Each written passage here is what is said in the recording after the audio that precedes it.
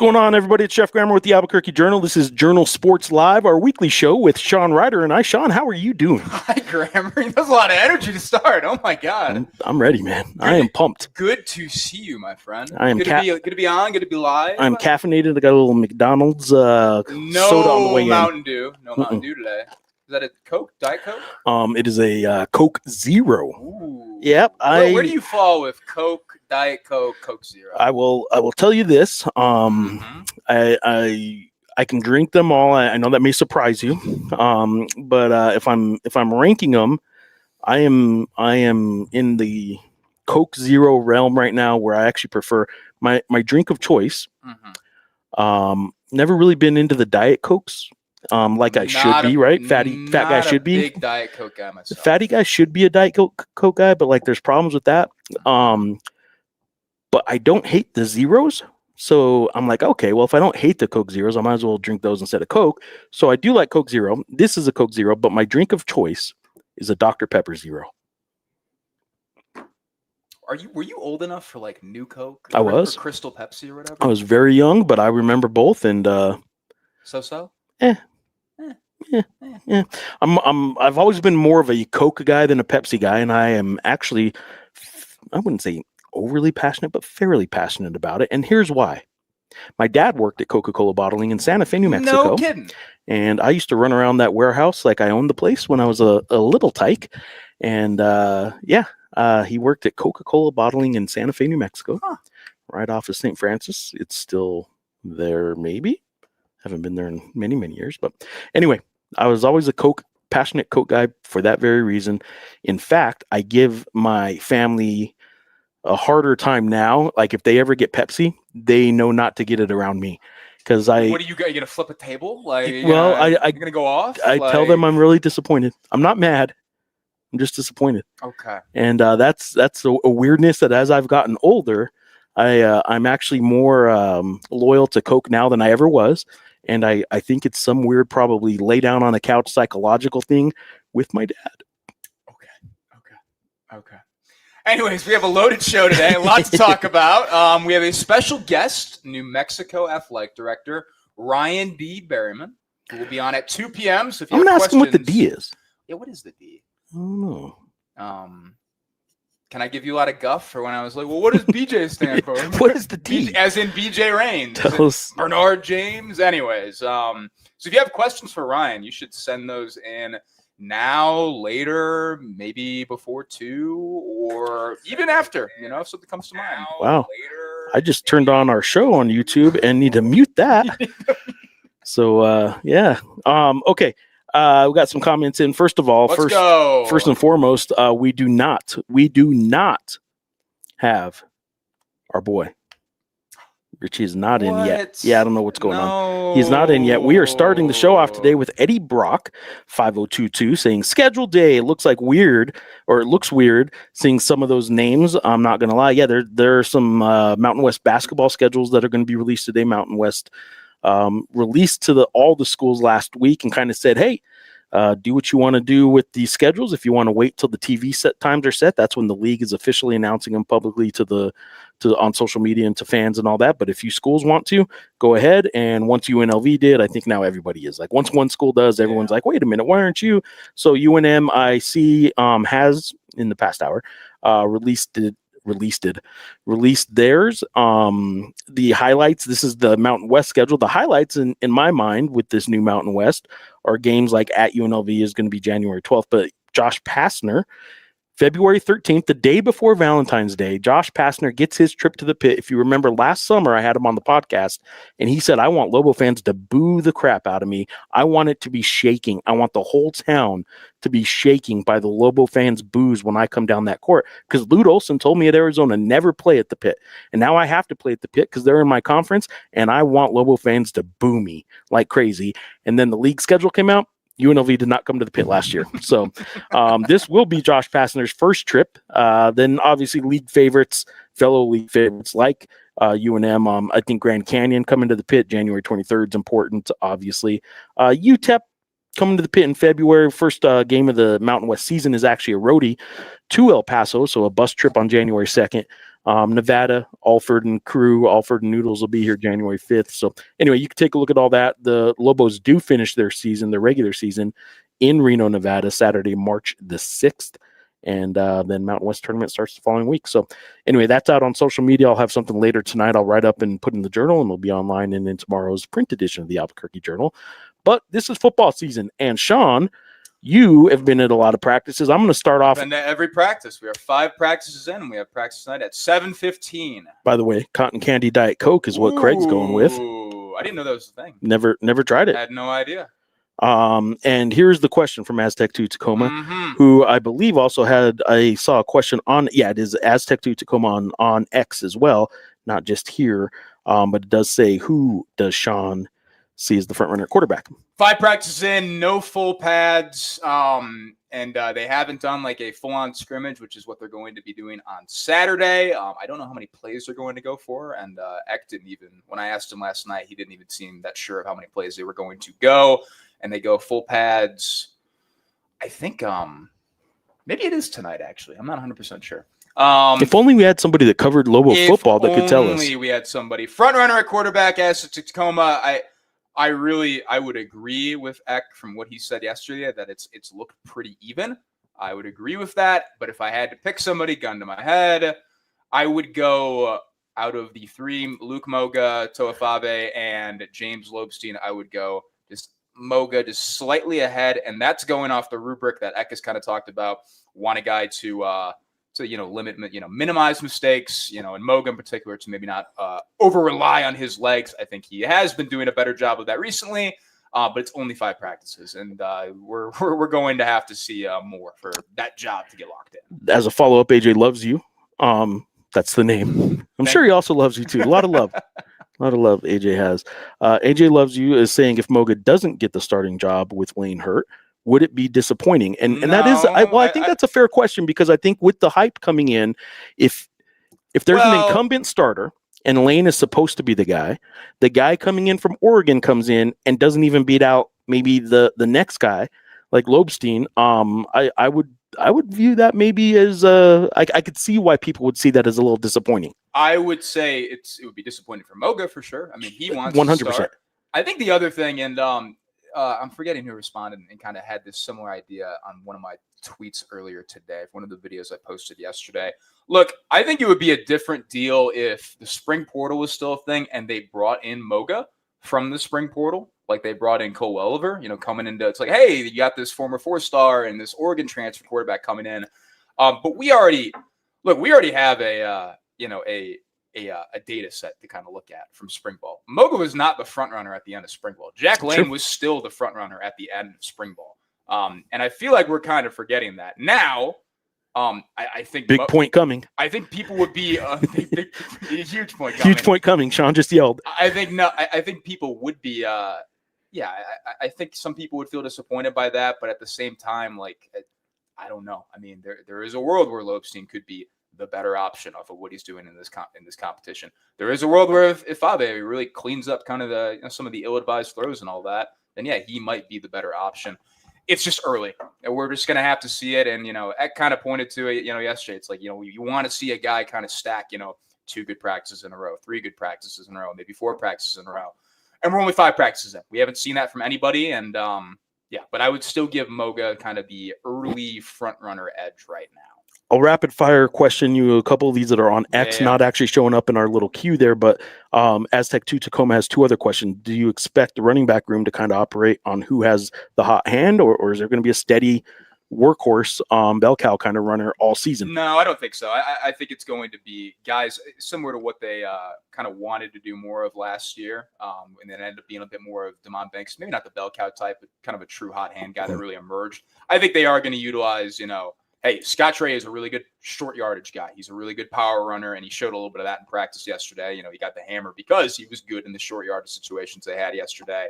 Cameron Matthews, a little bit more of a guy that can scat a little bit. He's got some good wiggle to him. And then Kiefer Sibley's a guy who I really like when he has the ball in his hands, and he's like catching the ball in particular too. I really like what he can do there. I think it's just more of the stuff, when he doesn't have the ball in his hands. Blocking and all that, that seems to me like the thing he has to work on the most. So, Yeah, I think it's going to be I don't think it's going to be Scott Trey is going to have like 60% of the carries or something like that, that kind of bell cow thing. Or Cam Matthews at this point. We'll see. Yeah, if the leader has 50%, I'd be a little surprised. I could see the leader having 45%, yes. And then the other 60% basically being everybody else. Exactly. And no, I think they want to do what they were kind of operating with last year. But I'll say this too. The only way you can really evaluate running backs in these kind of settings is when they have the pads on. They haven't got the pads on yet. We're going to see. I think the scrimmage on Saturday will be kind of the big, the first real relevant data point to all that stuff. One Giants running back made his strongest roster push harder to ignore, says Jason Candle of G-Man HQ in an article he wrote yesterday. Candle, the UConn head coach, formerly of Toledo. Well, it could be. It just says Jason. Really funny. That would Jason be funny. Candle Right? was moonlighting as a Giants blogger. This Giants blogger has a nice little story about New York Giants running back Damon Bankston. Damon. I saw Kurt posted that. And it is well. That's why I'm bringing it up. It is New Mexico State, former New Mexico State and Weber State running back Damon Bankston. So. It is so crazy. Like I was going back for like one of the old from the Freaks list from last year when they had Abraham Williams that Feldman put out, and it still was. Feldman's like pretty good, man. I'm a big fan of Bruce. It's still just New Mexico State cornerback Abraham Williams. Like how was it Feldman yesterday? No, it wasn't Feldman. It was Brett McMurphy. Yesterday made a Caddyshack reference, and I think the statute that was McGuire. McGuire was making the Caddyshack reference. He was just quoting him, right?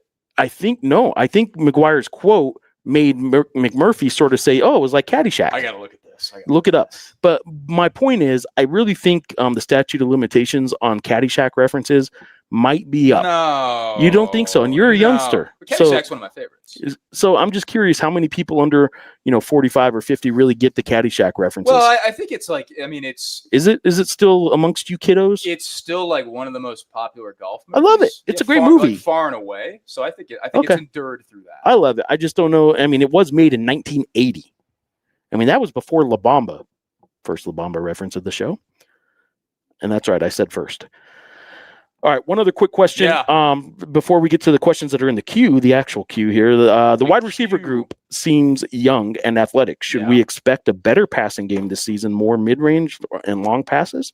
So a lot in there, but it does seem like a young, inexperienced wide receiver group, but athletic. So are you expecting a better wide receiver group, I guess? I am. No, I absolutely am. And I think guys like Messiah Mingo and DJ Darling and Balin George, who's kind of coming on strong, these first 5 practices, I think those guys are going to have roles. I don't know if they're either one of them is going to be like the leading receiver. I think if things go according to plan, Troy O'Meara gets healthy, and then he's going to be the leading receiver. And then maybe Miles Williams is a little bit after him, and then maybe Ziel Smith. But I think those guys are going to have roles. And I think I don't know if I was trying to find a way to write in a tweet yesterday. I couldn't really figure it out in the middle of practice. I don't think I've ever seen like this many freshmen that could contribute at like one position group, frankly.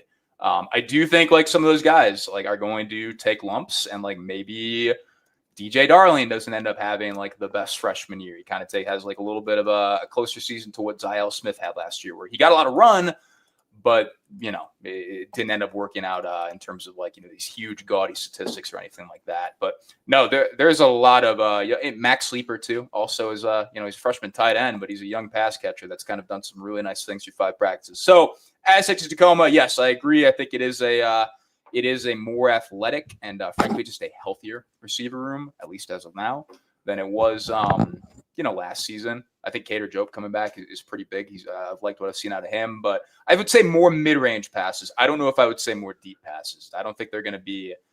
Well, especially if the starting quarterback doesn't have a good shoulder. Elbow. That's a good point. Shoulder or elbow? That is a good point. The shoulder or elbow? It's elbow. I have a bad shoulder. He has a bad elbow. Gilbert Chavez wants to know where we are in football season tickets. We can save at 2 o'clock. Yeah, 2 o'clock. Ryan Berryman joins us. Let's get into season tickets with him. Let's get a couple basketball questions in here. Tommy Tom saying, "Hey guys, appreciate it, Tommy Tom. Thanks, hey guys, Tommy. Awesome show as always. Jeff, how bad is this conference schedule going to hurt New Mexico, UNM at large chances going from San Diego State and Utah State twice a year to UTEP and UC Davis is such a letdown. I agree with you, and it will.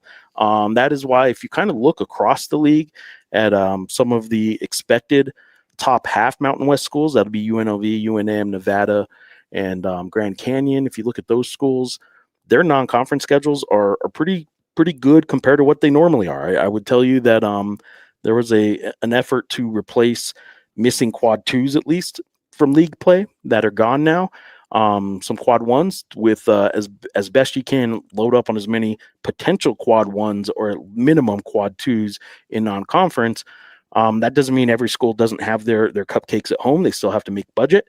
They still have to make some money for some home games, and the Lobos certainly have that.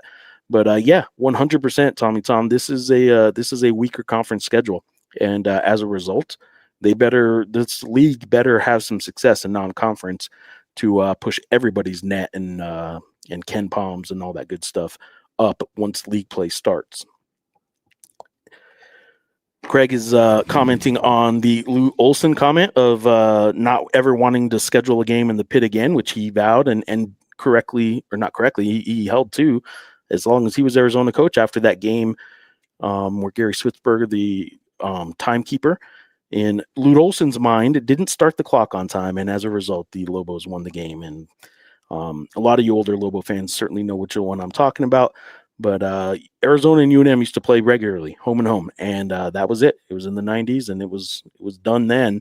They already had one scheduled 2 years after that, but because that was already scheduled, they still played it. But never again did Lou sign up for a game in the pit. And now Josh Pastner, a walk-on his 1997 30-year anniversary, 1997 national championship team with La Cueva's own, Albuquerque's own, AJ Bramlett.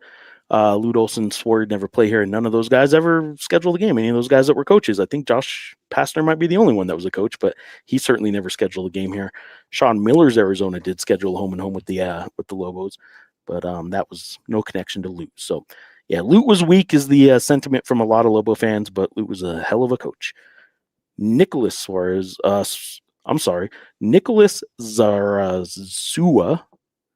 Nicholas, you're on all the time, and I don't know if I've ever said your last name, but I certainly didn't say it right there. I can tell you that. Is non-conference fully scheduled for Lobo men's basketball? There's still 3 games left. I'm sorry. There's still 3 games left, one of which will be the non-D1. It'll be either Eastern or Western. It will not be New Mexico Highlands. And then 2 other probably home games. There's some wiggle room where one of those other 2 games might still be a decent game, but I wouldn't hold your breath. So there we go. Nicholas is also in with Jack Lane, going to be ready for the season. I don't know if it's looking like that right now. I asked again, and it frankly, like I thought about maybe not asking the question just because it was close to the last time that we talked to Beck, and I wasn't expecting a different answer. The first time we talked to Beck on the first day of camp, he said Lane would be out for the near future. I asked yesterday, is there a clear timeline? Has anything emerged? And he said no.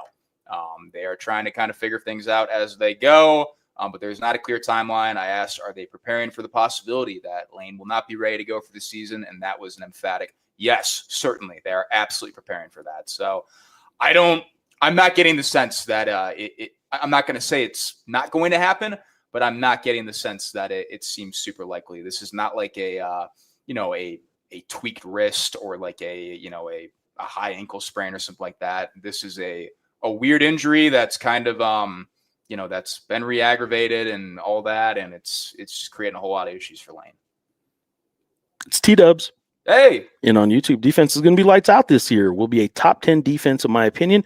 If you're saying top 10 national defense, it's a little optimistic. It is lofty. I do think it'll be top 10 in the Mountain West for sure. Top 10 in the Mountain West for sure. I think it's going to be a good defense, T-Dubs. I don't know if it's going to be a top 10 unit. We'll revisit this. We'll give you your flowers if you're right on that.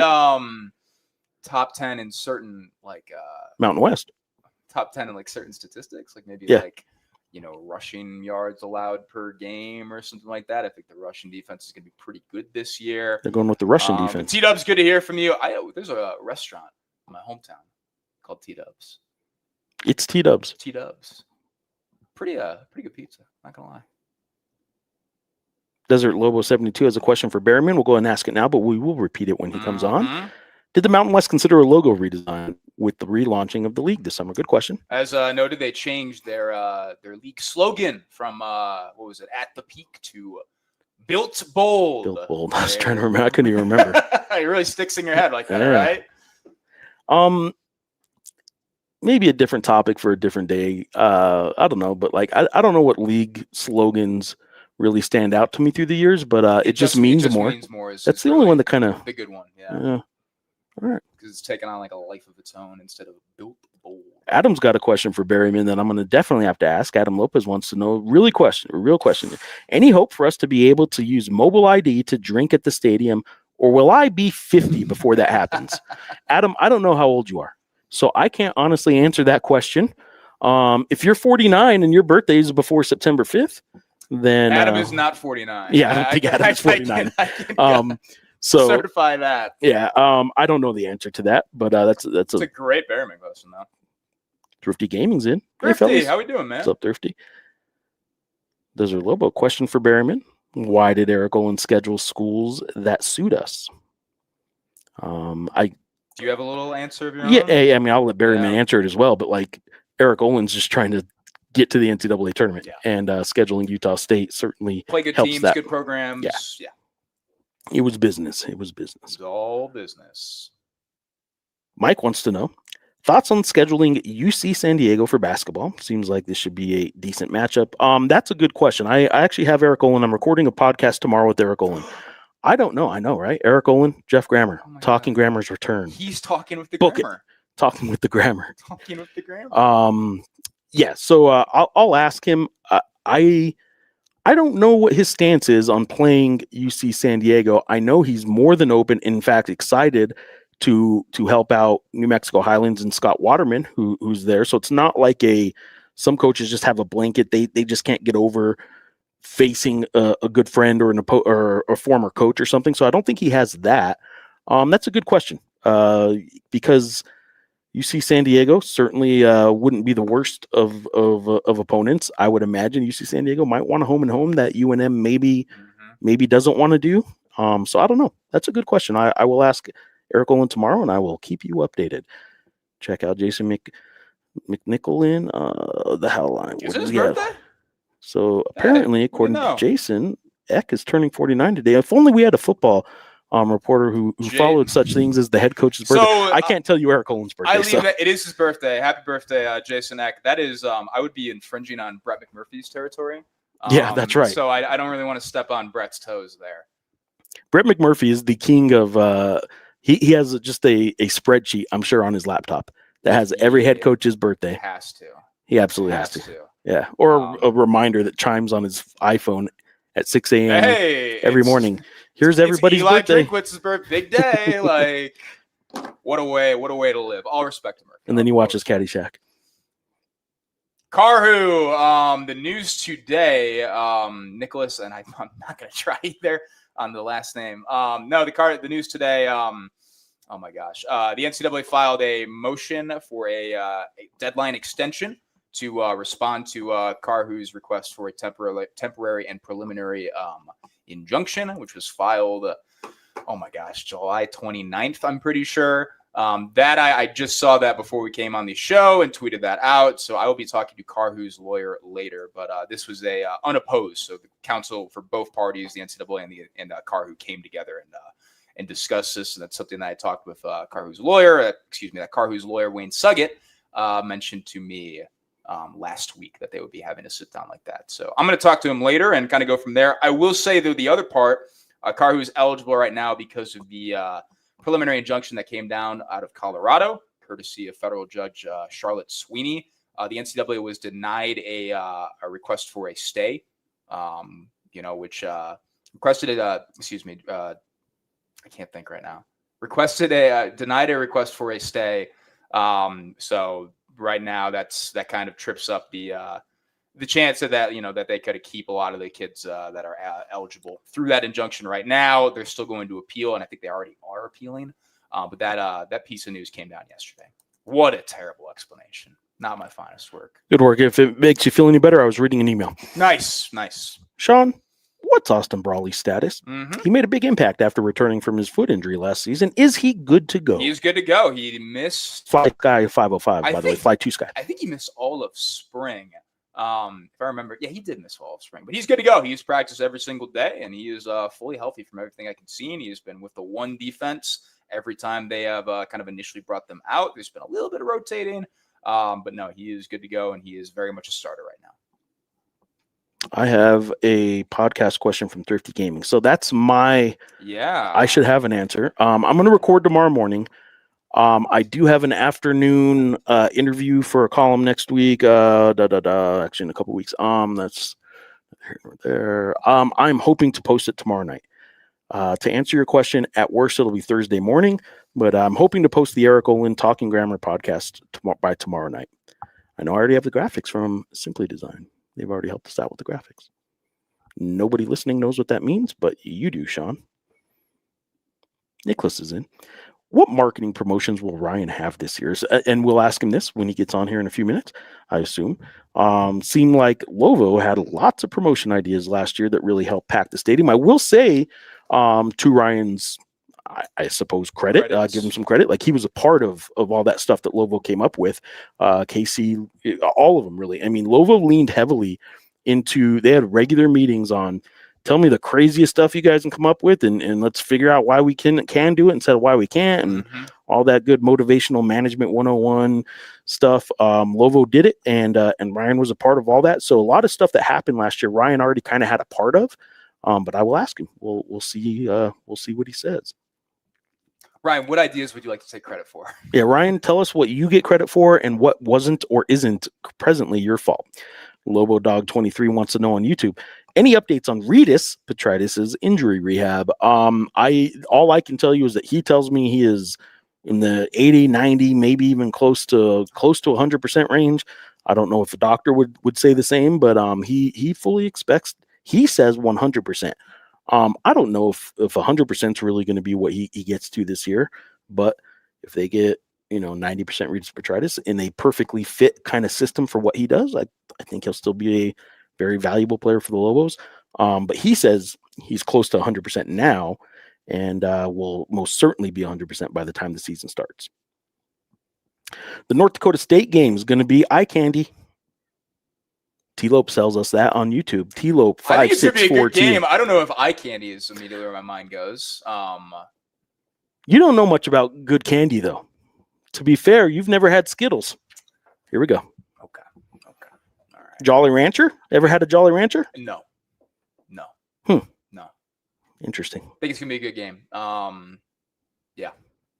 Tell you what, I mean, they're going to be running the ball that game. I kind of like that aspect. All right, so we are. There's a lot of other questions in here already, but a bunch of them are for our guest who appears to be ready to join us. Oh, and we are going to be joined now by. Let me get this off the screen here, and we'll start peppering away with questions. He's supposed to join us at 2, but you don't become the athletic director of UNM Athletics without being a guy who shows up not on time, but early. And Ryan joins us a couple minutes early. Ryan, we are going to absolutely, first of all, I'm going to unmute you. We're going to start peppering you with questions right off the bat. First of all, Ryan, how you doing? I'm doing well, guys. How are you doing today? I'm doing pretty good. I missed the first hour here, so you're going to have to bring me up to speed on everything I missed.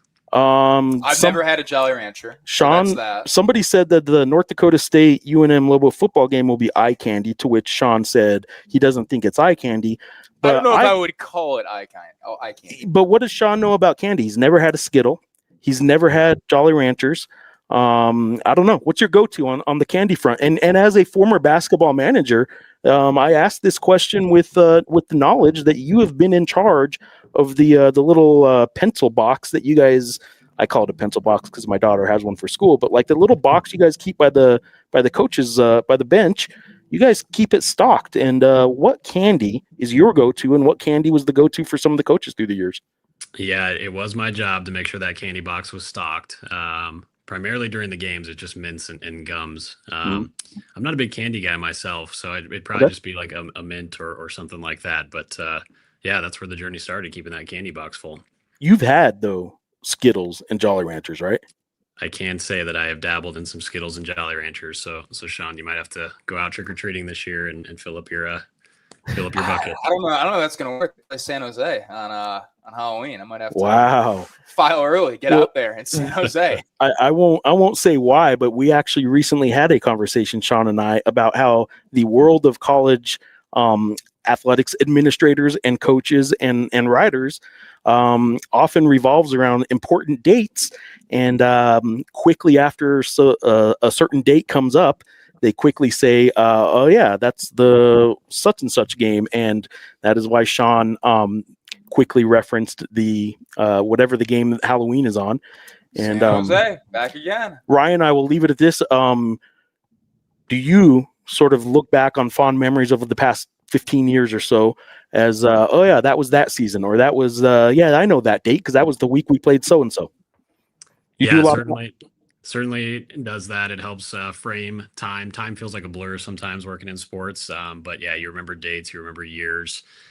Even my wife was teasing me, I'm expecting our first son to be born the day of the UTEP game. That's my frame of reference for that date. So key dates stick out in your mind, key game dates for sure. Breaking news that I didn't want to break myself, but you certainly took. I knew what path you were taking me down. Yeah. But yes, I know the one minor that Ryan will be welcoming to Albuquerque that day is his own. So that's my joke. You've had that in the chamber for so long. Yeah, well, he's going to have dad jokes soon too. Starting on that day, Ryan will have corny dad jokes too. They will have to build. It'll take some time, but all right, Ryan. So I'll start with this, and then we do have a bunch of questions from readers, viewers. I don't know what we're supposed to call them on the show like this, but I want to start off with this. This is your first time in the first chair, if you will, to use another basketball reference. But you are now in the AD spot. You've certainly been around the start of a lot of school years, academic years, sports years. You've been around August college athletics plenty. So in that regard, nothing should totally surprise you. But what is different in the AD's chair going into, we're in mid-August now and going into a season? What's the biggest difference as AD right now? Yeah, it's funny. I was listening to a podcast yesterday, and there was a statement that really resonated with me. When you're in one chair, you can make suggestions. When you're in another chair, you have to make decisions. And so I've gone from the person that loves to poke holes in ideas and think through ideas to now I need to make some decisions on ideas. So getting ready for that and everything that entails leading up to a season. And then I think, this season in particular, there's a constant state of change in college athletics. So we're working through what could happen at the federal level or what has happened at, the Colorado court level relative to injunctions and things like that. So every day is a little bit different, but that's part of what makes it fun too. You used to poke holes. You used to be a reporter is what I'm hearing. You used to basically be a local reporter that could poke holes, but never actually have to make the tough decisions. And now you got to, so. I will say I was on a conversation with you recently that my wife happened to be in the same room, and I was talking to you about budget, which later this week I will have a budget story, but I was making a comment about how it's a poor AD who can't make his numbers look good or something like that. And when I got off the phone with you, and I was just giving you a hard time, obviously, but I will say UNM is going to finish in the black. This past fiscal year, you guys finished in the black. Breaking news. Breaking news, and I'll have more later this week. Check the Albuquerque Journal. But my wife said, why does anybody even talk to you? I was like, yeah, it's a poor AD who can make his numbers look good. And so I do appreciate that you understand I'm full of crap half the time I talk. And you seem to so far know when the other half is a serious question and when the other half that I'm just talking trash is. So I do appreciate that. Do you want to say anything about the budget before I start hitting you with some of these questions? No, I'll let you break the news later this week, but at a high level, just super proud of everyone in our department that's contributed to yet another year of a balanced budget for UNM athletics. And yet last year was especially turbulence, probably the wrong word, but we had a lot of milestones, going to a bowl game out of state and making it to the semifinals of the NIT, and to still be in that position financially at the end of the year where we're black and we're carrying forward a reserve balance is great news for Lobo athletics. I do want people to know that when you make a semifinal run in the NIT, when you make a bowl game, you might get some money out of that, but you don't get enough to cover all the expenses. So, those are things an athletic department has to be prepared for because you want that success. But you also don't always necessarily budget knowing what it's going to cost to go even just to Phoenix for a trip like that. So you guys handled all that, and I imagine you will handle that problem again this year. You will gladly take that problem again if you could get it. Absolutely. Gilbert Chavez in on YouTube wants to know, where are we on football season tickets? Instead of letting Sean answer this earlier, we decided to hold it for you. Can you give us an update on Lobo football season tickets? Yeah, I'll preface by saying this is something that we continue to chase and attack every day in terms of trying to move the needle there and wanting to move the needle there. And Coach has been a great partner in that. So, yeah, I think new season tickets sold. The last update I got were around 2,600 new season tickets, which is a huge number for us, right? That's 5 or 6 times where we were at last year in terms of new season tickets. Those are people that didn't have season tickets before that now do have season tickets. So that's formalized, and that's a huge number for us. And I really think in the next 2 to 3 weeks, I can say this because I'm a New Mexican, we do act in the land of manana mindset sometimes. I think in the next 2 to 3 weeks leading up to our Central Michigan matchup, we'll have a pretty good idea of where that kind of season ticket base is going to be going into that home opener. Got another question here. Desert Lobo 72 rather is asking, did the Mountain West consider a logo redesign with the relaunching of the league this summer? Little outside of UNM specific, but do you know anything about the logo redesign discussion? Yeah, I like it. I mean, certainly that conversation will reside at the conference level, but I was privy to a few of them, and I think, anytime you go through kind of a reiteration or a rebranding, you consider all things, taglines, logos, colors, all of that. So I know they kick the tires on it, but I do personally like the Rock logo. I think it's a nice touch. It has brand awareness. And so I don't want to speak for the conference, but I think it's in a place where it works. People enjoy it. And so we're going to stick to the same logo as far as I know. Spoken like a true athletic director in the Mountain West right there. He is on board. Adam Lopez wants to know, is a real question for you. Are we going to be able to use mobile IDs to drink at the stadium, or am I going to be 50 before that happens? Adam, that's a great question. I enjoy the question. I'd have to ask our concessions partner on that. I don't know enough about the mobile ID process and how it relates to liquor laws and concession services, but I actually just finished up a meeting with them at 2:00. So I'll double back with them and see if I can get an answer to that. Because honestly, I don't know enough about that, but I'm happy to pass that question along. So this is one thing that, obviously as an AD, you need to find out, and you will. But there's one thing about, like, people ask me questions like that. And as somebody who goes to all these games, but not in the capacity where I'm actually walking around buying beer, much like yourself, sometimes like fairly obvious questions, like, are you able to use this ID to buy a beer? I don't know. I don't know. People ask me sometimes, like, hey, what kind of beer are they selling at that stand? And I'm like, I haven't walked the concourse of the pit in years, during a game anyway. So anyway, obviously as the AD, you probably know some people that can get that answer, but there you go. Yeah, and Adam, if you have precedent somewhere in New Mexico, go ahead and tweet at me. I'd be curious. We can study up on who's done a good job with it. But to your point, Geoff, unfortunately, I've never partaken in a beer in the Lobo venues. It is interesting though that what you just said about tag you, like, I think some people never really think of that, but the beauty, and there's a lot of pain in X and social media, but the beauty in that is no joke. Like, tag the athletic director, and whether or not he responds is one thing, but I guarantee you Ryan's probably at least looking, and we'll see something like that and be able to use that, or choose to move on. But like, you can actually get to the athletic director pretty quickly if you just tag the guy. Ryan D. Berryman, which actually brings me to my next question. What is the D in Ryan D. Berryman?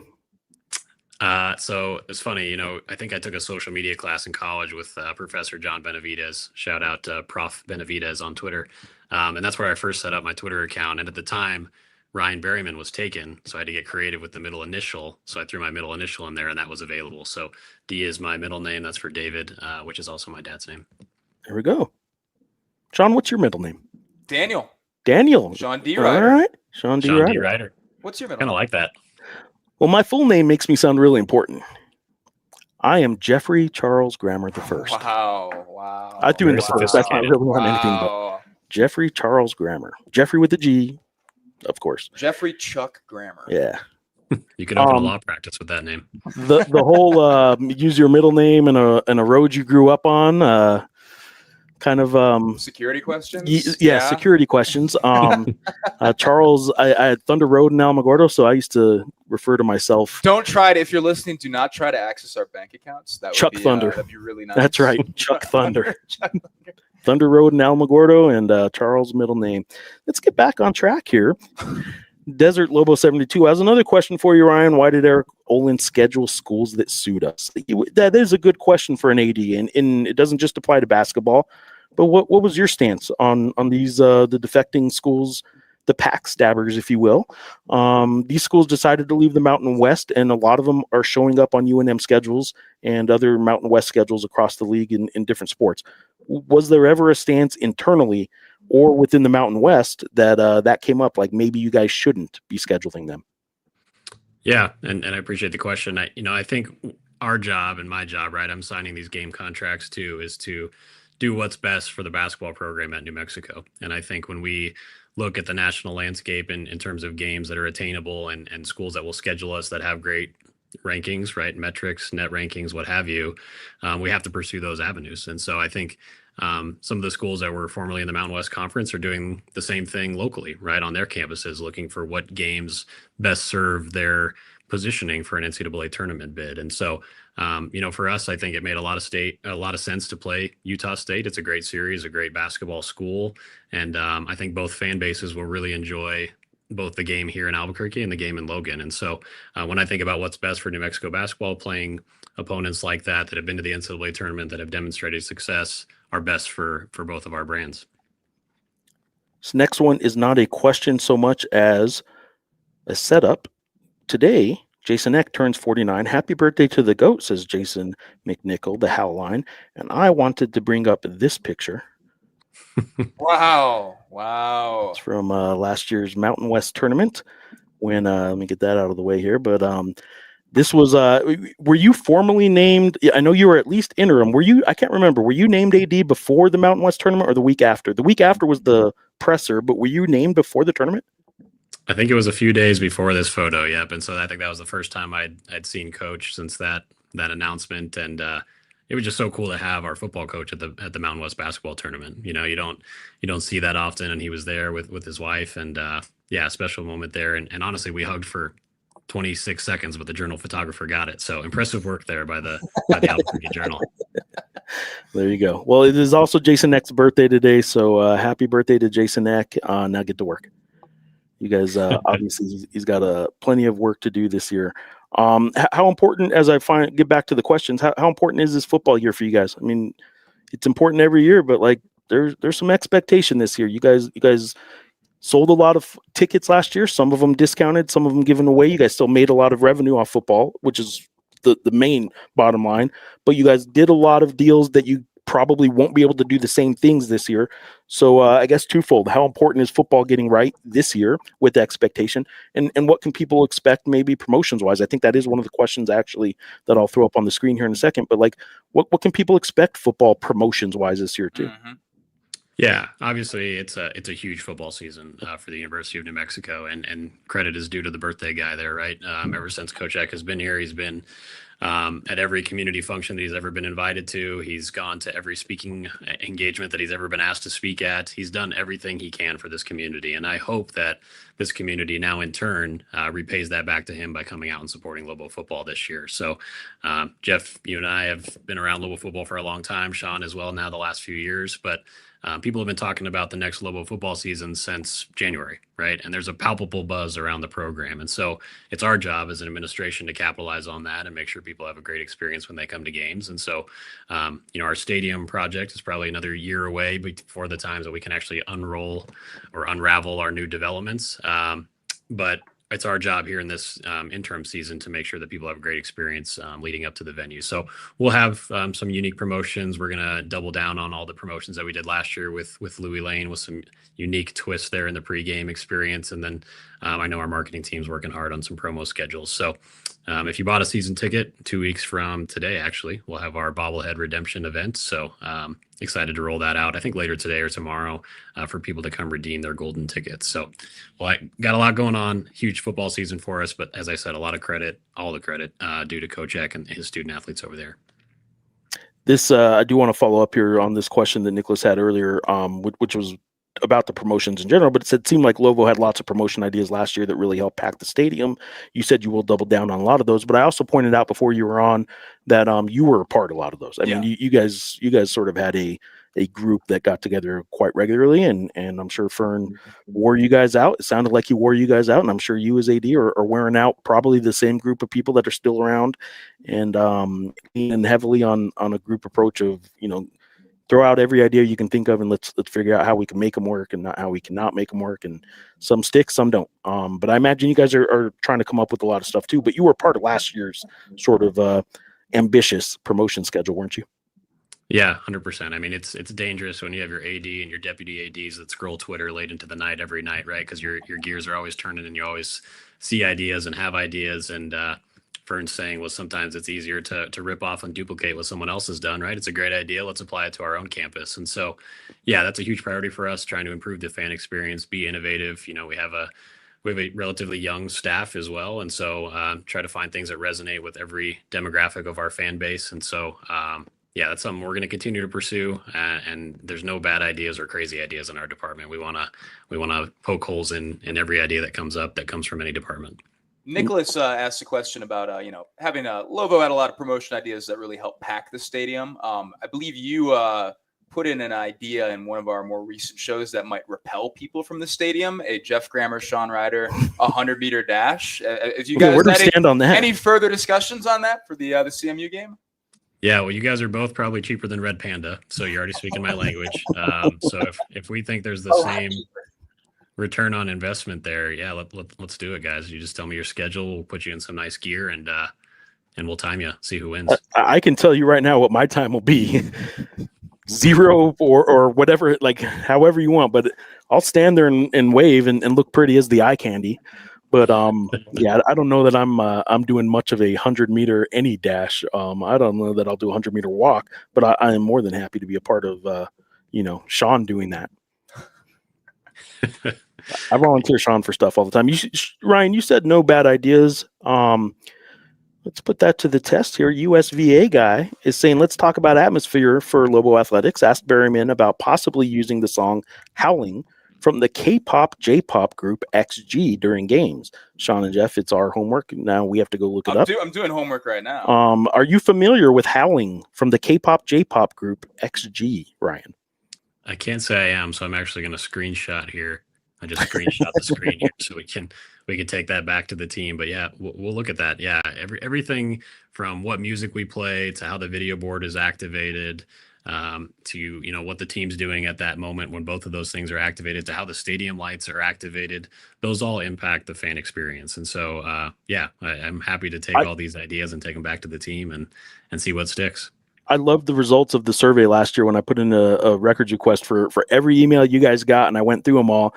And there were 20, the music is too loud, and 20, I can't hear the music. And it kind of depends.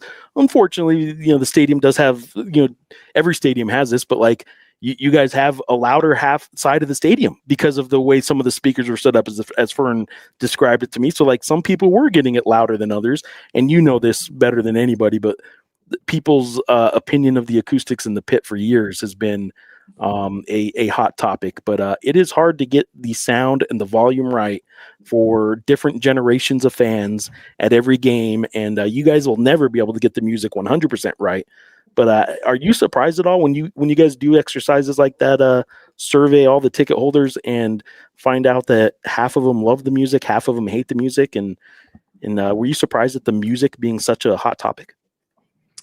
Not necessarily, because it's a common topic of conversation, even internally, right? When you pull the locker room and see what everybody wants to listen to on game day, you're going to get a wide variety of musical suggestions. So, no, really right. We try to look for themes, right? And so if there's a predominant theme in some of the feedback from restrooms to music to video board, then we know there's an issue to fix. But obviously, everyone has their opinion, and that's awesome. But we try to balance, right, what's best for the masses at times. How are you going to balance the bottleneck?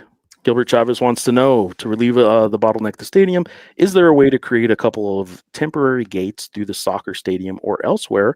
I think there's already an answer there. You guys do have some soccer stadium entrances. Yeah, we do that have been activated in the past. I think Gilbert might be asking, maybe about going through the track or along the soccer stadium itself.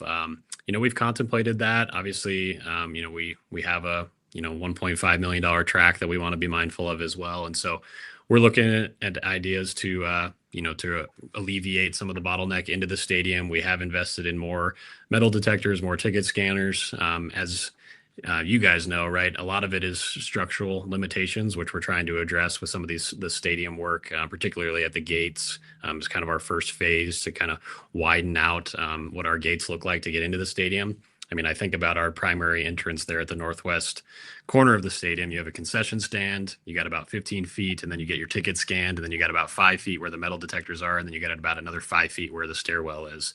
And it's not set up for a modern day venue. So there's some structural limitations that we're hoping to address, but for the year ahead, yeah, we're gonna get creative with where gates are set up, how they're set up, and just try to improve throughput. But everybody can help us out as well by showing up a little bit earlier. That last 15 minutes before the game, I think we've all realized you need a little more time than that to get into the stadium when we have a big crowd, and what an awesome position to be in when we do have a big crowd, because it means we're playing meaningful football. So yeah, we're looking at all ideas, Gilbert, and I apologize. I think he actually tweeted at me a couple of days ago and I forgot to respond. So that's a good reminder. I'll double down on my response that I just gave you, Gilbert.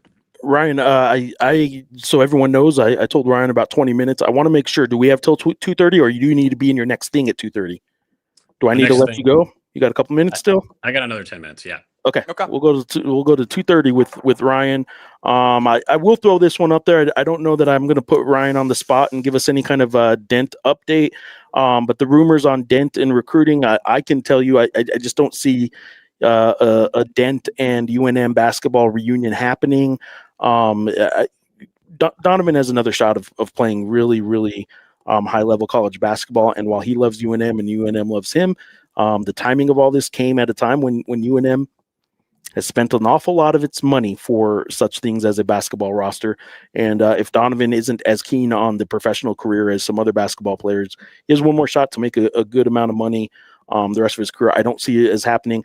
Ryan, is there anything you want to say about either in general or specifically about Dent? I don't know that you even can specifically comment on Donovan Dent. Obviously, you know Donovan, but can you say anything about Donovan Dent? I will let you answer how you are allowed to answer. Yeah, to your point, right? I got to be careful what I talk about when it comes to recruiting, but obviously Donovan's one of the greatest Lobo student athletes of all time, and an amazing student athlete and an amazing kid, and a dude now. He's a grown man now, but fortunate that he donned the cherry and silver for as long as he did. But as I mentioned earlier, we're tracking all things related to the injunction and court rulings, right? There's limitations about how the transfer portal is or is not open relative to the injunction, and how that impacts certain student athlete movement as well. So it's something we track every day. I think nationally, when you look at the calendar, it's August 11th. School here starts a week from yesterday. There's going to be some real challenges around the country as this injunction continues to play out in terms of timing, right? In terms of when season starts, when school starts, and all of those things. So obviously I can't talk about the recruitment, but Donnie is one of the greatest to ever wear the cherry and silver. It is funny, for every NCAA rule that can't be enforced right now, one that still can be enforced is tampering, and an athletic director or a university talking about a prospective student athlete is still something that can't really happen. As a former Lobo, there's a little leeway where it's okay for you to say such things as he was a great Lobo and all that. But yeah, obviously an athletic director or coach can't really publicly talk about a player who is not his or theirs, the school's, whatever. I will ask you in general terms as a follow-up there, though. Is there a risk that universities will be playing players that during the season will put them in any kind of trouble in two ways? One is just that player, then the NCAA wins whatever and the season's already started. They've played 3 or 4 games and the NCAA gets their way and those fifth-year players aren't allowed from the class 22. And those players just have to leave the team is one part, but like a bigger part is schools that played those players at all. Are they then going to be in trouble? Is that part of what you guys have to sort of assess and decide the risk reward? Is it worth possibly playing players that during the season could be deemed ineligible? Yeah, I think you hit the nail on the head, right? It's all about assessment. When we assess what's the practicality, what's the feasibility, what are the challenges, what are the pros to some of this stuff going on. And so, yeah, we've flagged that as a potential concern, and that's something that Amy Began and her shop in the compliance office are certainly aware of and researching. We're going to need help from the conference office and probably from the NCAA on how to best navigate that. And I think it's important to remember it's not just a New Mexico challenge or an issue. This is a nationwide challenge at the moment. So we're all working to figure it out together, but that's certainly something that we've flagged and want to have awareness to. Ryan, I don't know if you know who T-Lope 5642 is, but they got the message, and you will have to make sure to pay up because T-Lope is saying Ryan the GOAT. So you are a GOAT in T-Lope's mind. Craig is saying as far as promotions go, but Craig Johnson is saying Razzle Dazzle every home game. Is Razzle Dazzle is that the jump rope team group or? Oh, I don't know. I have no idea. Is Razzle Dazzle the name of one of those halftime performance groups? They're youth. And I'll probably get the terminology wrong, but the youth dance club, dance gymnastics. So they've come to games over the years. They turn out in the masses. Great support. Mom and dad typically come, and so yeah, that's a promotion that worked really well in the past. I'd have to get with our marketing crew to see if they're teed up for the season ahead. I love the fact that sometimes you guys can do a halftime promotion, and I love when those kids are performing. I love how many parents show up, and I'm like, why don't they just put a kids group performing at halftime every game? Because every one of those kids is bringing mom or dad who have to probably buy a ticket. You give the kid a free ticket or whatever and one escort maybe, but then they bring an aunt and an uncle. Like, I don't know how schools aren't just putting a bunch of kids on the court at halftime every game to see how many aunts and uncles will buy tickets to see their kid on the court. So there you go. Feels like a good time to plug our kids free promotion. Now you're talking kids, right? You teed it right up. Kids 12 and under free to come to Lobo football, right? They're not necessarily performing, but we want them at University Stadium. And so if dad buys a ticket, 2 kids 12 and under can come for free in the North End Zone. So thanks for that plug, Jeff. This guy knows what he's doing. And he even got in they are not performing, just to make it very clear. It is not a university exploiting the children in any way. Okay. Ryan, thanks for coming on, by the way. Can anyone start tailgating at 5:05, or is it just that one guy? No, it's 5:06 beyond. Yeah. 5:06 beyond. It's Louis' territory. It's Louis Lane until 5:06. It's Louis Lane. Yeah, I mean, shout out to Red Sombrero Man. Louis and his gang is out there early in the morning every game day, and so yeah, that's a great question, Desert Lobo. We're gonna roll out some updated kind of tailgating. I don't want to call them policies. It sounds a little stringent, but advice here in the next couple of weeks as we ramp up for the season. When our attendants begin staffing the lots will depend on the game time often. I think they are intending to set up earlier this year. But yeah, we want to be ready for some of those earlier games, and tailgating will start earlier if the game's earlier. So our team's ready for that, and they're working on a plan as we speak. 2-minute drill, Ryan. I'm going to fast. We're going to wrap it, whatever. All this here. Adam Lopez says, any plans on grab and go options? Went to spring training game in Arizona, and they had some grab and go sections. Is that something you guys can do? Yeah, Adam's dialed in with the concession stuff. I love it. So we've converted a couple years ago. We converted the Northwest concession stand. It used to be a merchandise store to a grab and go concessions option. So you can go walk through there, grab beer, grab beverages primarily in the Northwest corner. And then really this is 2027 season, but this is a huge priority for our stadium project phase 1. And so we're looking at that concept at the Southwest corner. That's near where gate 1 and gate 2 are currently. And then hopefully eventually in the north end zone, kind of behind the scoreboard there. And so, yeah, that's a priority. That's where we've seen modern day concessions go, is the grab and go and, check out on your own concept. And so that's a priority for us, no doubt. Ben Wysong, who I know you know well, says the Yaffle night for the Central Michigan game should be good because Yaffle's off that weekend. So if you guys can have a Yaffle night on that weekend, there you go. Ben's helping out. Love the tip, Ben. Nicholas is saying every home game should have a 40-yard field goal attempt to win season tickets for men's basketball or a random season ticket holder. So season ticket holders going out there and kicking a field goal. What do you think? 40 yards, that's pretty deep. I'll have to get with the marketing. You don't want them to win. You don't want them to win. You just want them to go out there and entertain some fans. Hey, Ryan, hope all is great. What are you and Lobo Athletics doing to improve game experience for people like me who are autistic? autistic, just so I enunciate that properly, fans can be very cruel. That is interesting. Do you have anything on the autistic fan experience? No, P-Dog, I appreciate you flagging that, though. If you want to drop me a note with some of the things you've experienced, my email's on golobos.com. I'd be very curious to hear about some of your feedback from previous experiences. All right, 2 last ones, promise. In terms of concessions, what about vendors walking around selling drinks and popcorn during the game? That is actually the point of sale was something I remember Fern had mentioned. There was going to be a little bit more mobile sales options. I don't recall seeing that necessarily a lot, but you guys did have some last year, some mobile sales, right? Yeah, we activated some hawkers is the concessions term, I believe, to kind of walk around and do that. Unfortunately, once again, some of our structural limitations, particularly as it relates to the width of the concourse, when we had bottlenecks on the concourse and you're trying to get a hawker through there, it proved to be difficult from time to time. But yeah, it's something we explored last year. We'll see how fruitful it was, but we have added a number of point of sales compared to last season that will be spread out throughout the venue.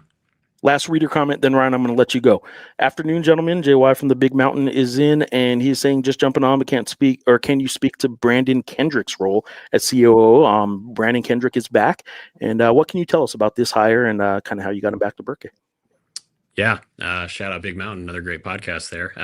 Yeah, Brandon was the most recent addition to our senior staff. We got one more to announce later this week, and then we'll be set and ready for the season. But Brandon was here previously as an assistant AD in the events management space, and then received kind of a senior level role at Illinois Chicago, and then for the last few years has been working at the LA 28 Olympic Committee, organizing all of their venues in preparation for the Olympics in 2028. So when I assessed what we needed out of this role, we needed leadership in the event management space, in the facilities space, and then with all of the capital projects we have going on in the capital project space. And Brandon's experience in all of those areas will prove to be incredibly valuable for us as we begin to navigate what will be an amazing football and basketball season, but also as we move forward into some of these major construction projects. So excited that Brandon's back. Great person, great dude. And yeah, I think Lobo fans will come to know him and love him.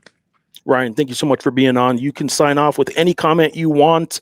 And if it's to make fun of Sean for really weird eating habits, same to you, Mister. I'm gonna get a Denny's steak to go and eat it with my hands in a hotel room in San Jose. If you get a to go steak, let him sign off. Let him sign all off. right. Let him sign off. Yeah, well, I'll leave you guys to this debate, and I'm going to watch this back later because it sounds entertaining. But yeah, I guess last plug, right? We went on sale with single game tickets to Lobo football yesterday. So if you weren't willing to take the plunge on season tickets, single game tickets are now available.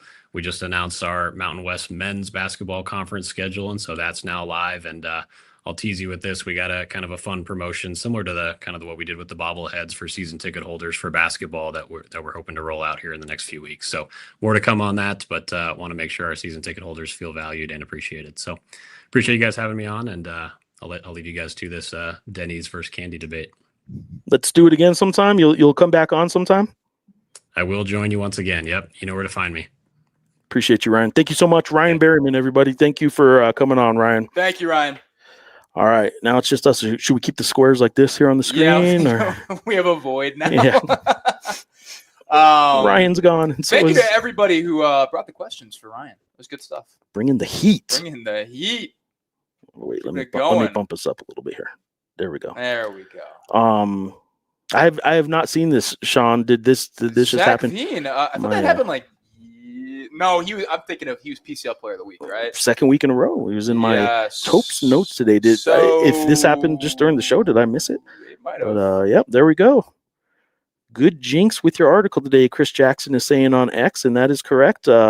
Rockies designate Edouard Julian for assignment and recall Zach Veen. I don't know how you couldn't. Now, I wrote an article today that did suggest that Zach Veen is now in the conversation for the best Isotope season of all time. And that probably won't happen now that he is up in Denver. So there we go. But that's what happens when you're covering a AAA baseball team. If a player is playing well, they usually get called up. I will say this of Zach Veen, they usually get called up a lot sooner than Zach Veen just got called up. The guy has been absolutely killing it. Last week, actually Saturday night, he had a 17 total base game. That, Sean, is 3 home runs, a triple, and a double. That is preposterous. 3 home runs. That is crazy. A triple and a double in one game. Touch them all, Zach Veen. Thank you, JY. Great job, Thanks, fellas. JY. Love the Appreciate job you, you man. guys do. Love the job you guys do when you guys come on our show and help us out. And as Ryan said, you have a great podcast yourself, JY. Adam Lopez is in on X. I know I dropped this question a couple months ago. Just wanted to ask again. What kind of things are we going to have Sean and or Geoff do if the Lobos reach a certain milestone in football? So I think the milestone we should put it at is they win a Mountain West championship. Interesting. We did bowl game blueberries last year. Yeah. I think Mountain West championship should be the milestone. Okay. That's my suggestion. Mountain West melons. You don't like watermelon. That's a No? That's a wild thing to say. But boy, That's a wild thing to say. All right. you do bowl game hand steaks. Mountain West Bowl game hand steaks. What's it going to take to get you to watch La Bamba? I'm just gonna do it at some point. I don't want to attach it to a milestone of like, Sean Miller has like a 80, How about this? has like a 40 catch season or something. How about this? What? 8 wins La Bamba. No. Fewer than 8 wins. Howard the Duck. I think I'd rather watch Howard. Howard the Duck is so bad. It's a must watch. I'm rooting against you. It is so. Not doing that, by the way. I don't root for or against you. Of course not. Of course not. It happens, and whatever happens, and they meet the milestone. Howard the Duck and La Bamba need to be watched this football season. And if it's just on trips, I don't know about that. I think it does. I mean, I'll watch them both. Let's go with Mountain West. Adam, we'll go with Mountain West Championship, winning the Mountain West Championship title game as the milestone. And we'll figure out. We'll have a post-game show where we each eat a steak by hand on the show. I'll just do that anyway. just get a Denny's steak to like the stadium. We'll get it sponsored. We'll find some local steakhouse that'll deliver us a steak that we have to eat by hand, or with fork and knife if they. Yeah. Okay. Okay. Adam, we'll put it at that right now. Justin, what's up, man? Good to hear from you.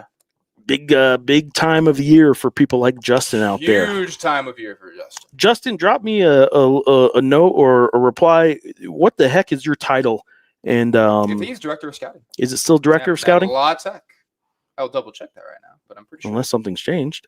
But is it still director of scouting? And what the heck does it? Director of scouting. Okay, there you go. You're still director of scouting. Justin, I don't know what the heck a director of scouting does in a time where you don't even know who is and isn't eligible, and it's already August.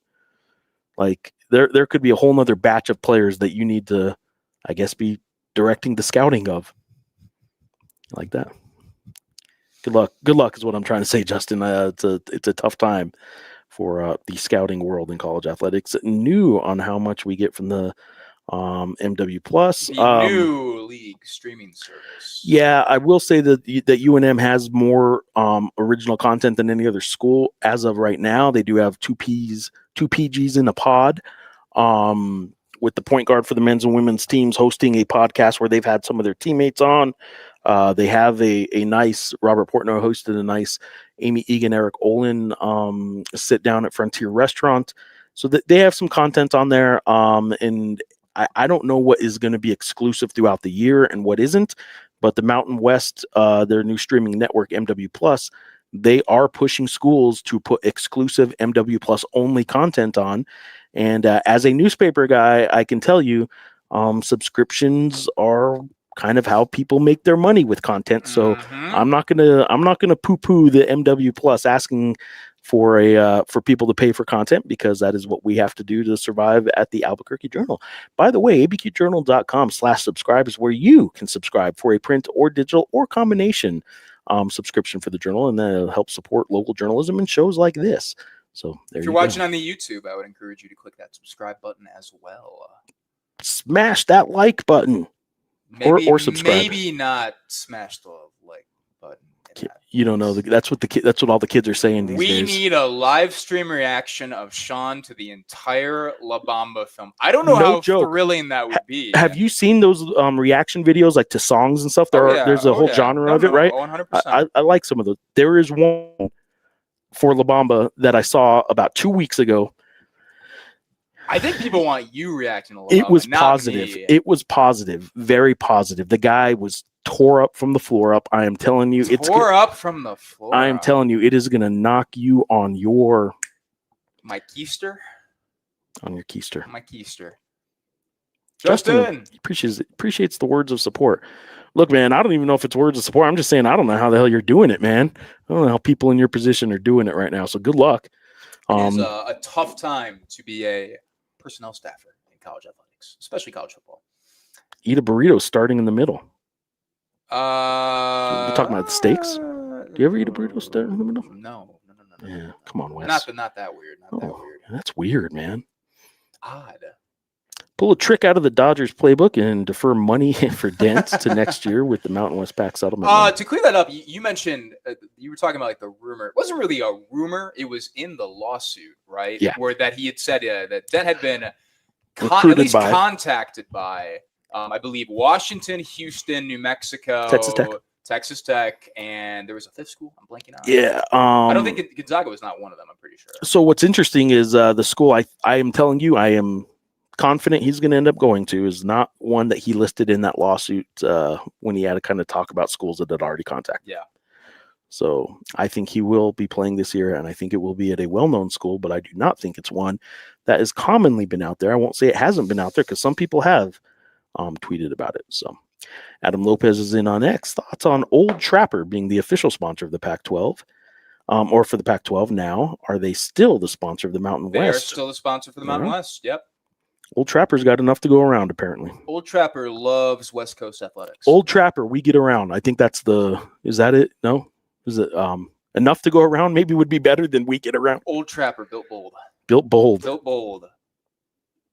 I hear UNM's Mountain West Plus page is the best in the Mountain West. Interesting sourcing here. Yeah. Very interesting. Yes.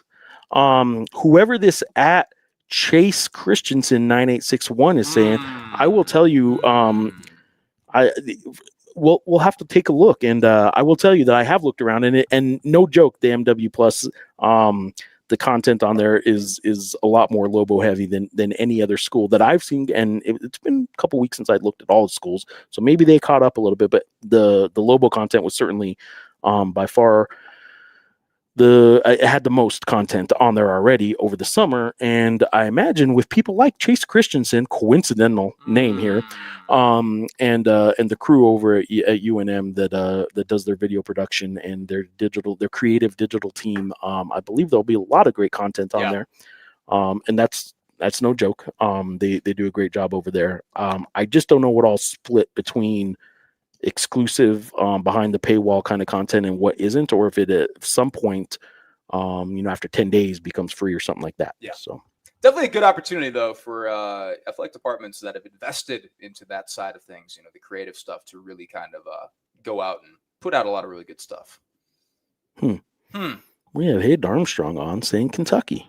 No, it's not the school I'm hearing. We have not talked about this, but I will say that Mark Pope was on with Goodman on Field of 68 saying that they're being super aggressive and still trying to land somebody else. And then Goodman's like, 15% hike coming back in. The attorney's getting their cut. Sean, better get the box of tissues ready. La Bamba is deeply emotional. I get moved by movies easily. I don't know if this is going to be the one that gets me to that point. Sean's favorite movie is I don't know if it's his favorite, but one of his favorites is Teenage Mutant Ninja Turtles: Return of the Ooze. Secret of the Ooze. Couldn't even get it right. Look how emotional he gets. Couldn't even get it right. Did not cry. Have never cried to Teenage Mutant Ninja Turtles. Have you ever cried at a movie? Yeah, I just said like a movie absolutely moved me. I'm trying to think of the last one that got me. I think I've only cried at a couple movies through the years, but one was Where the Red Fern Grows when I was a kid. Deer Hunter. It's a tough one. I didn't cry at Deer Hunter. Yeah, it's pretty devastating. Deer Hunter, Manchester by the Sea. Deer Hunter, Bambi was more of a cry movie than Deer Hunter, which coincidentally also had a deer hunting scene. Deer Hunter, where they're all just like sapped out at the end. Oh man, cartoon little Bambi's mom died. Spoiler alert. All right, okay. Selena, more of a Selena appreciator. I'm fine with that, man. I love me some Selena. Is UNM planning more WWE events? Was the one time, the one this summer successful? Good question. I'll ask it. I don't know the answer if it was successful or not. I never even did a follow up on what the numbers or anything like that were. So, yeah, I'll take a look into that. Geoff and Sean, who do you think will be a stand? This is an actual question about Lobo sports? What are we doing here, P-Dog? All right, Geoff and Sean, who do you think will be a standout Lobo basketball player and football player in your opinion? I will tell you right now that I think Jake Hall has a chance to be a pretty good basketball player for the Lobos. I don't think there'll be any huge surprises. As far as like the new names that you probably need to know, I genuinely think that that Hudson Mays is going to end up being a pretty good player. Some of it might be because I think his athleticism is really going to allow him to be a good defender. It's hard to track defense sometimes. It might not always be as noticeable as the guy that's hitting a bunch of threes or dunking like Uriah Tenet, but I do think Hudson Mays is a pretty good little fit for that small forward, third guard option in here. I think there's some other players that are just really good fits for what Eric Olin does, but I like Hudson Mays and what he's going to be doing this year. Yeah, kind of in a similar vein for football. I mean, and I'll say this first name more of an obvious name because I think he is having a good camp. He's been very productive, and he is now on a very coveted preseason list. Darren Agu, who was named to the Freaks list yesterday. Where's he from? London. The British Bulldog. Oh my gosh, I'm tired of this. Can we talk the British Bulldog? Can we talk about him just for once? Without yes, we can. But like Sean has never heard of the wrestling tag team. No, I think the British Bulldogs. Agu's been good this camp, and I think he is definitely going to. I think he's going to have a good season. I really like what I'm seeing out of him. He's starting jack spot under the radar guy. I don't know truly under the radar if you've been that tapped in, but I guess he hasn't been talked about a whole lot. Or Marnie Arnold, a Cincinnati transfer cornerback. He's going to be one of the top two cornerbacks. Is one of the top two cornerbacks as of right now. Injuries could maybe louse that up a little bit, but I think he's having a good camp too, and I like what he's giving to the corners right now. Do you have a favorite all-time wrestling tag team? I don't know if I could name like one. Like was NWO? Were they like a tag team? They had tag teams as a part of their larger group. They were like the umbrella. Yeah. I know nothing. Like was Rey Mysterio on a tag team? I'm sure he tag teamed some. Yes, I know he did. He was the guy that I liked. Yeah. The British Bulldogs, though, man. How can you Who was the guy that Nowinski got really excited about? That was Diamond Dallas Page. Diamond Dallas. That video is so awesome. DDP. That video rocked, man. Oh, that's so cool. We got someone else chiming in on the Donovan Dent conversation, Gonzaga. That's the common assumption. That is for sure. There is a team that I know has contacted Donovan that I think will pay him a lot of money to come play for them. And it is not anyone that we've mentioned. Los Guerreros for me. Wait, is Donovan Dent joining a tag team? Is he pivoting to WWE? Breaking news. Yeah. So Los Guerreros is who we're going with here, and this is a WWE Lucha Libre reference. I can't tell you that I know for sure who Eddie like who is. I imagine Eddie Guerrero's one, right? But who am I missing? Who is his tag team? And this is obviously dating me. Chavo. Okay, there we go. Chavo Guerrero and Eddie Guerrero, Los Guerreros. There we go. I had to look it up, man. I apologize for that, but Sean doesn't even know what we're talking about at all. Eddie Guerrero. Blissfully ignorant. How could you be ignorant to the British Bulldogs, man? So last week, Junkyard Dog came up, and I was so excited about. You got to check out this picture. He used to put Thump on his butt, like right on his. How did that come up last week? I don't know, but like wrestling tights, and he always had Thump right on his butt. And I was showed it to me multiple times. I was like, check this out. It said Thump on his butt, and I don't know why that is my memory of Junkyard Dog, but JYD was a good one. And you're right, P-Dog, Rip Eddie Guerrero and Chavo, not Rip Chavo. Well. I guess I don't know for sure, but I don't think we're ripping Chavo. We're only ripping Eddie Guerrero. Jeez, I got away with words, man. Who's your favorite wrestler of all time? And I'll leave the wrestling conversation with this. I think I said it. I like the one guy. One of my good friends growing up was a big wrestling guy. So I'd go over and like tall or really heavy. No, he was just into wrestling. We both played the same D line. Shout out Yahtzee. Big wrestler. Shout out Yahtzee. Shout out Yahtzee. You called him Yahtzee? Yeah, his nickname is Yahtzee. Yahtzee's his last name. All right. And his big thing, his big guy was Rey Mysterio. And I kind of took on after that. I was like, this guy's pretty cool. But Rey Mysterio is not a defensive lineman's wrestler, though. But we were young. Yeah. He's just cool. Yeah, we were young. We didn't know any better. I didn't. But I don't know. Like, who was it? Like Triple H or whatever. Yeah, like he's a wrestler. He's in some bad movies. Okay, he's in some rough movies, man. Like Howard the Duck bad. Maybe not that bad, but not great, not awesome. Triple H, The Undertaker. That guy. More Mr. Nice Duck. What other questions? Do we have any other questions? Are we tapped out? Does anybody else want to get some buzzer beaters in? That is it for the questions. We're going to start doing our sign-off. Buzzer beaters are welcome right now. Buzzer beaters are welcome. I will start off on the sign-offs. I think it's still too early to tell on the quarterback competition in a lot of respects. I did think the one interesting thing that X said yesterday, and I think I'll be writing a story about what X said yesterday about the quarterbacks. And I do want to make a point to highlight this. He said, last year we played 2 guys. We might be in that situation this year. I get the sense that might be a little bit different than, hey, Jack Lane's a starter for every game, and we bring in James Osteen for these packages. I think it could be a little bit more of an enhanced or a more thorough kind of 2-quarterback system. Maybe if it isn't like what Central Michigan really like to do. Do you think he was locked in last year to Jack Lane and sticking by him a little more because it was the assumption from day one that Jack Lane was going to be the guy because he came over with him and all that? And this year going in. Yeah, it was the assumption, but he dealt with the injuries. And he did have to, he had to win that job last year. Yeah. And that was a more narrow quarterback competition than people remember. But it was always from day one, we want to use Lobstein's skill set. So I don't think, and what he said, he wanted to name a starting quarterback within 2 weeks of the season opener. That season opener September 5th. I believe him on that. He has always said, yeah, I want to name a guy and not take it all the way up to the game like Dan Mullen or Jim Mora or whatever, like those guys. He does want to name a guy before that and give that guy reps with the first team. So it should not be a big mystery like other camps and all that or other teams. Not a big Rey Mysterio. So yes, very interesting quarterback competition though. And I'm really curious to see what happens this scrimmage, and I'm curious to see what else happens. I want to see how the backs look. I want to see how the pass rush looks for real with pads on, and there is a lot to like out of camp, but of course the quarterback competition just kind of looms over everything. So Shawn is a Shawn Michaels wrestling fan. Do you know who Shawn Michaels is? Didn't he have like long? You look at Dog the Bounty Hunter or whatever. He had, like long blonde hair, yeah. Long blonde hair. Yeah. Didn't he have like a reality TV show? Brett Michaels did. Brett Michaels. He was with the singer. So that's who I'm thinking of.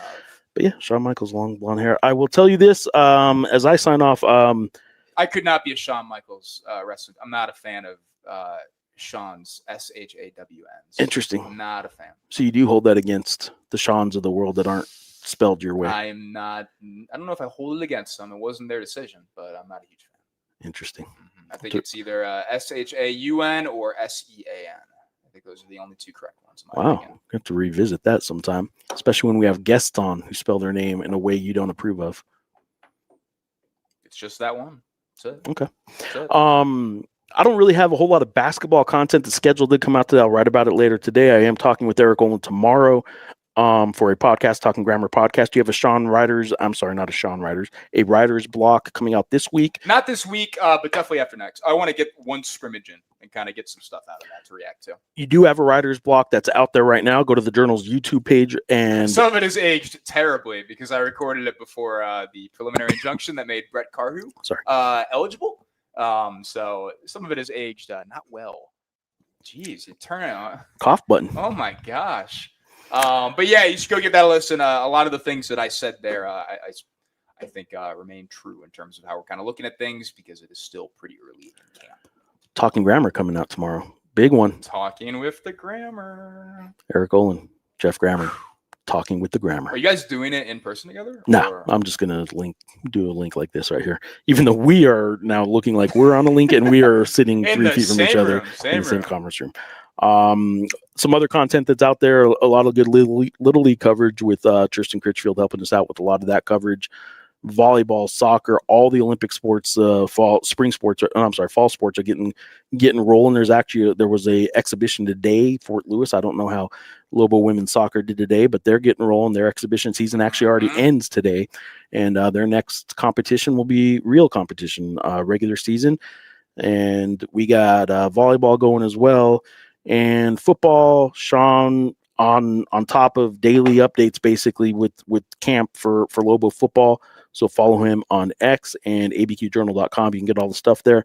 I haven't had a whole lot of content out lately. I'll have some basketball out today. I've been doing some other stuff, including if you remember, if you're in Albuquerque, if you're local, you remember Austin Denton, an update on his sister and the Austin Denton Foundation in a column I wrote yesterday. Excellent column. That I appreciate that, and we keep it's been saying fun. it every week, but like it's been fun to do these. It's been really good. It's been fun to do these, and I do think it sounds cheesy and all that stuff, but like I do think there's a space for just telling good stories of good people and the happy stuff, blah blah blah, happy stuff, blah blah blah. You know that. Did I sell it good there with the blah blah blah? I don't know if this is going to be weekly all through the basketball season, but for now, every week, every Monday, I'm coming out with the story on somebody with a New Mexico tie and just trying to tell a story, not really tied to a game or an event or this person is doing this one thing coming up. Go check it out. No, it's just sort of telling people stories. So check it out. Austin Denton Foundation. Sky Denton, his younger sister, is now a junior at Arizona State, is who I wrote about this week.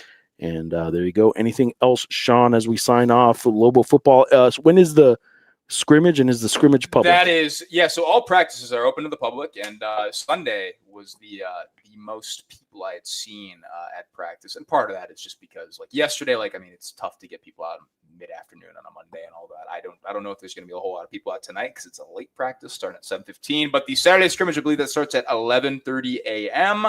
I think that would be in the stadium. I'm assuming it's going to be in the stadium. So fans are welcome to come. They all UNM asks is that they, you don't take video and do all that. But other than that, anybody can roll up free of charge. I think it's cool that they have opened things up for fans to go to. That's what I got. I'm good with everything else. I'm scrolling through real quick. I don't see any other questions that were just sent to my X. Don't see any other questions in the queue here on YouTube. Cleared the queue. Cleared the queue. Cleared it. Sean, appreciate it. You ready for our awkward sign off? I'm going to hit end stream and see if it's a 10-second or a 3-second sign off. Let's do it. Thank you to everybody who tuned in and enjoy our awkward sign off. I think instead of thumbs up this week, I'm going to do finger guns. Wait, there we go.